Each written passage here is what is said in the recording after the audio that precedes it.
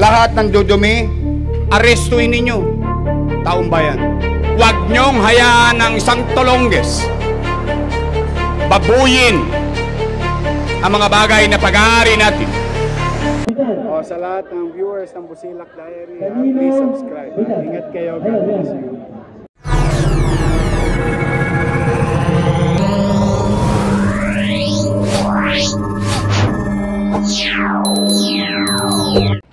Hello mga kabungisnis, welcome back again to another vlog. Ito po si Busilak's Diary. Hatid ang mukha ng balita. Vitas Aquatic Center, pinuntahan po ng ating MDSW sa pangunguna ng ating direktor na si Sir J. De La Fuente.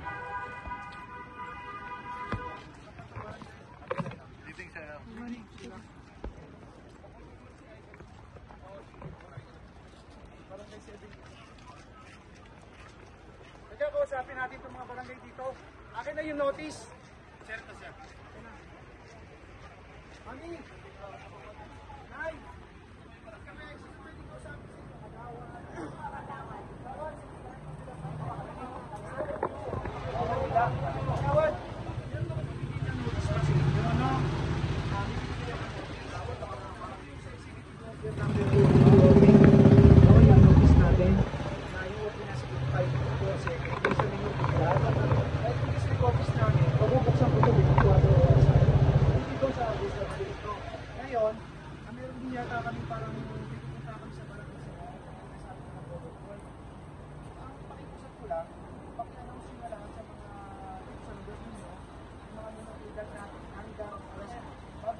Dapat pahinga na sila, no?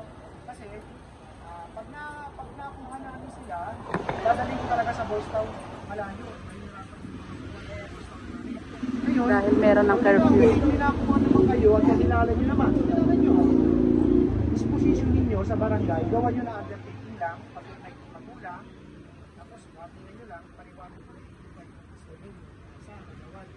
Pero pag paulit-ulit yung bata, hindi yan, hindi tayo sa way ng magulang at pinag-solusyon sa barangay. Ito lang yung district head ng office namin, di ba?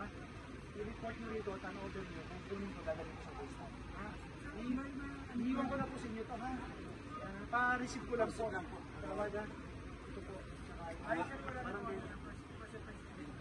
Wala na ho. Basta Tinatanong diretso na asal. barangay, disposition ng barangay. Pagka kilala nyo yung bata, ano? Dahil pag di nyo kilala, kami na hukukuha sa bata. Dadalhin ko na sa Boys Town. Kawawa na may nanay, layo ng Boys Town, parang 2 oras sa biyahe ro. Traffic pa. Tsaka pag napunta ro, hindi namin basta nire-release, maraming ignorance. Maraming mga kapatid. Maki-announce na lang po, maki-sabi mo lang po, ha? Salamat po sa inyo, kagawad. Pasensya. Salamat po, ha? Good evening Sir J. Matanong ko lang po, ano po ba ang direktiba ng ating butihing Mayor Isko Moreno? Ang direktiba sa atin, yung strict implementation executive order number 2, yung curfew sa minor, no? Kaya ngayon, nagra-random ako, nagpupunta ko sa mga barangay, mga establishment, hanggang mamaya madaling araw to, at kung meron tayo nadaan ng mga bata, kukunin ko na rin, no? Dadalhin natin sa mga district welfare office natin. Kasi lahat ng district welfare office ng DSW, buong Manila, bukas 24 hours na. 24 oras bukas. Sir J, mensahe mo po kay Mayor Isko Moreno na pinagkatiwalaan ka po na maging direktor ng MDSW. Maraming salamat kay Yorme at nabigyan tayo ng pagkakataon na makapaglingkod sa lungsod ng Maynila. At tayo naman sa party natin, lalo ko pang pagbubutihin at sisipagan. Sir J, wala kang pahinga ngayon. Pag-upo pa lang ni Yorme, trabaho na talaga agad. Dalawang sunog, walang pahinga, tuloy-tuloy ang trabaho. Okay naman. Okay naman. Nakakasunod kay Yorme. Oo, super sipag si Yorme. Kailangan natin sumabay. Kaya masipag din ang mga kawani ng lungsod ng Maynila. Parang may 70 po. Yan mga kabungisnis, proceed tayo. And gusto ko lang magpasalamat kay Mayor Isko Moreno na si Sir J ang kinuha, Sir Director J, dahil napakasipag, napakabait po. Yan. And sakay na muna tayo. Kasama rin pala natin ang ating mga masisipag magigiting ng mga kapulisan. And continue tayo mga kabungisnis.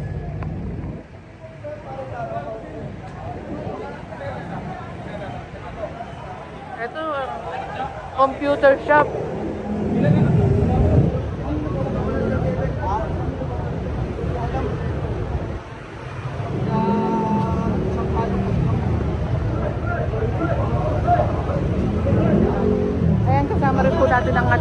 kapulisan para mag-assist nga rin po dito. Oops. Daming bata, grabe. Hermosa tayo mga kabungis. Ang daming bata. Ayan, sabi ni ma'am, gumagawa daw ng assignment. Pero ngayon may curfew na nga rin po tayo. And no idea, walang nakalagay dito kung anong oras na sasara. Kaya kinakausap na nga po ng ating MDSW. Ay, Ikaw? Sinong boss ma'am? Ching. Si boss ma'am. Alam mo ba pag alas 10 bawal na bata? May kiran, no? Oh. Alam mo ba pag alas 10 bawal na bata? Bigyan mo ng gusto.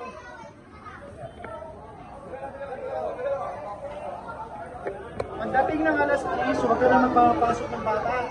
Sabihin mo sa boss mo. Ha?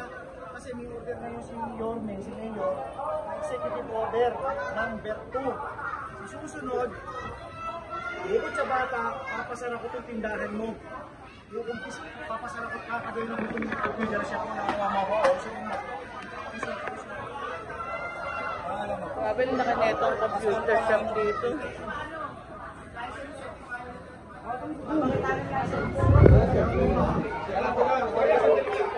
Ano mo ba anak mo ano? Ima? Pagka ikaw tatay ka, pakiusap ko sa'yo, pag alas 10, huwag mo nang ilabas to, ha? Bawal na! Order ni Yorme, ha? Kaya nga, kung walang kasama, at maaari dapat may mga kapatid at kamag-anak ka pasamahan mo. Sige, labas ka na, iuwi mo yung mga anak mo, ha? Susunod, ha? Susunod, ha?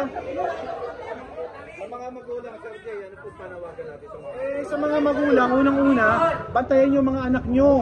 Kasi una, para sa kaligtasan din ng anak nyo to, tsaka kapanatagan ng sarili ninyo na walang mangyayari sa mga anak ninyo. Tulad yan, may ari nito, di ba? Ayan, kasama natin mag-ulang.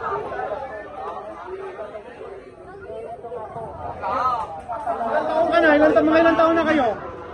Ang ari nito establishment ko. Pasok kayo, pasok kayo. Dahil ang daming bata ang ari po sa computer shop na yung curfew na pinapatupad.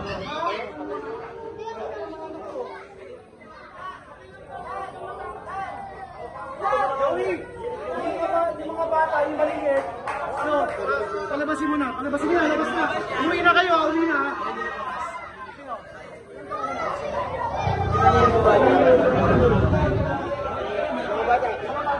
Grabe, yung mga bata talaga, yung mga siguro mga 5-6 na taon, 7 taon, may mga bata rin talaga dito sa computer shop at pinapaano muna yung mga bata po dito sa may dulo.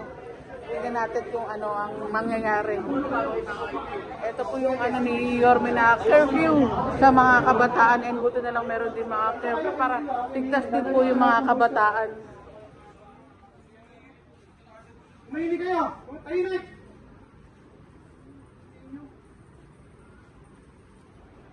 Si Erwin, social worker natin. Balibig po lahat kung ilang taon to. Sige, para buhay naman kayo sa Boys Town.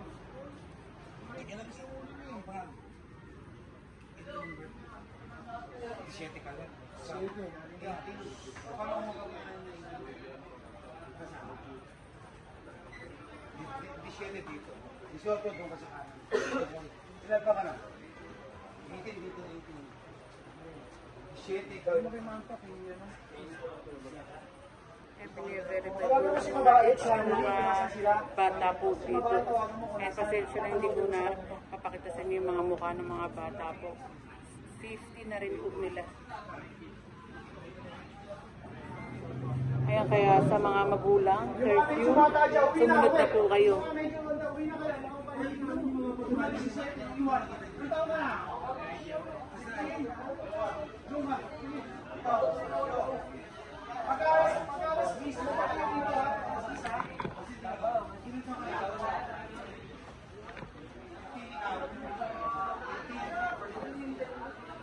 Sa mga magulang, wag nyo na pong palabasin ang inyong mga anak.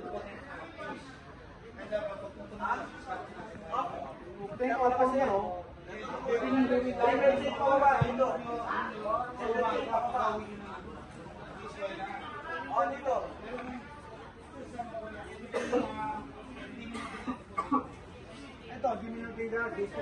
Labas na kayo. Huwag na kayo pagkagabi alas 10 ha. Huwag na kayo pumala ha. Ito, pinalalabas na ako. Nasa pila. Nasa si Hanin yung babae. Tanong sa parang isa dito. Natawag yung mga nanay nyo. Susunod mga nanay pati nanay nyo. Magkakaroon ng problema. Ayan, ito po yung palakala ni Maris Comoreno. Interview sa mga kabataan 10 o'clock. Kaya nandito po tayo sa may computer shop dito sa may Herbosa. Ang laki ng computer shop na po. Walang nakapasok dito. And binibere-bere mga kids ng mga bata. Ano ko nakontak si Hanin yung babae? Ano ba naman ako nakontak si Hanin yung babae? Yung social worker dito. Si Hanin, Kaya sa mga ilang mantayan sa hindi ang mga anak mo. matanogin ko sa kanya kung tanogin ko sa kanya. At ilalagay po yan sa may Boys Town.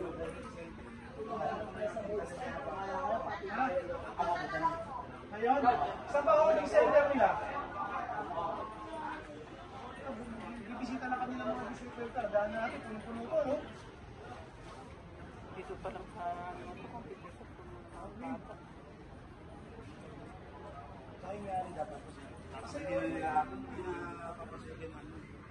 Kasabihan po yung katiwala. Nangulong po kami ng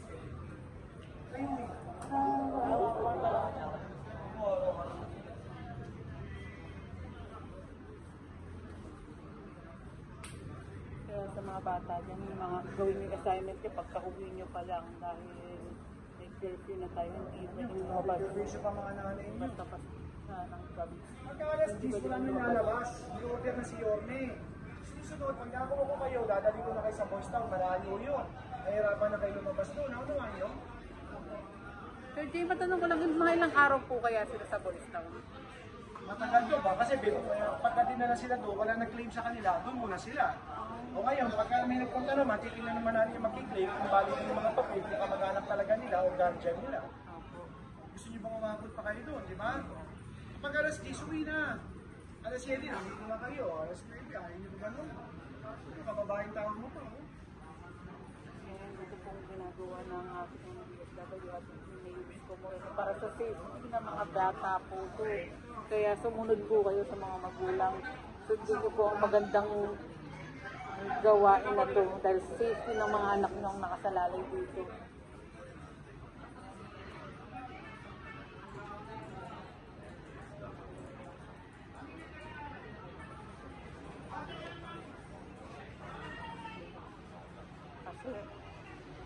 Dadalhin kayo dito sa pinakamalapit lang. Sa Boys Town, ha? Dadalhin kayo dito sa barangay ano na, sa Coverport. Matatawag ang mga magulang ninyo pag gagawin ng undertaking. O, tapos umuwi na kayo, ha? Alas 6 na kayo babalik dito, ha? Sir Jay, matanong ko lang. Nanay mo?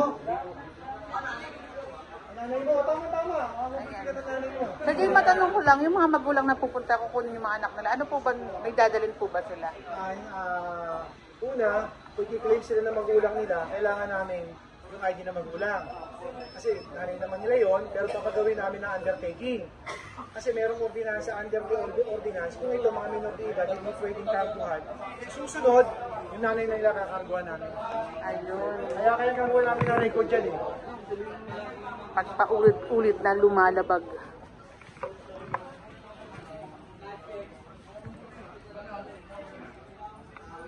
And waiting na lang tayo mga kabungsis. Oops. Hindi ka ito